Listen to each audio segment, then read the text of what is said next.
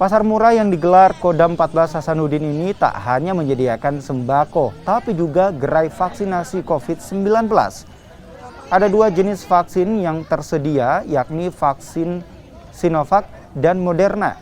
Sementara pelayanan vaksin berlangsung dari pukul 15.00 hingga pukul 21 waktu Indonesia Tengah. Setiap hari hingga 24 April 2022 mendatang.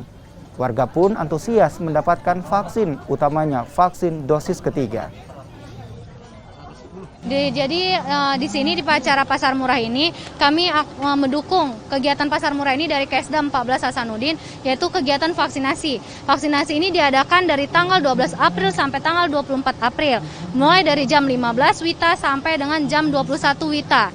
Dan ini vaksin ini diadakan untuk vaksin booster maupun vaksin kedua, tapi hanya khusus untuk vaksin Moderna. Dan vaksin pertama itu menggunakan Covovax.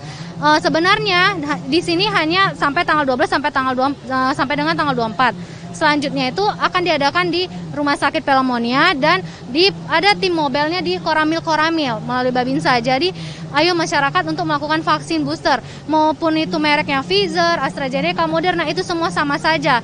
Semua saja kualitasnya, karena intinya untuk mencegah kita daripada si COVID-19. Terima kasih.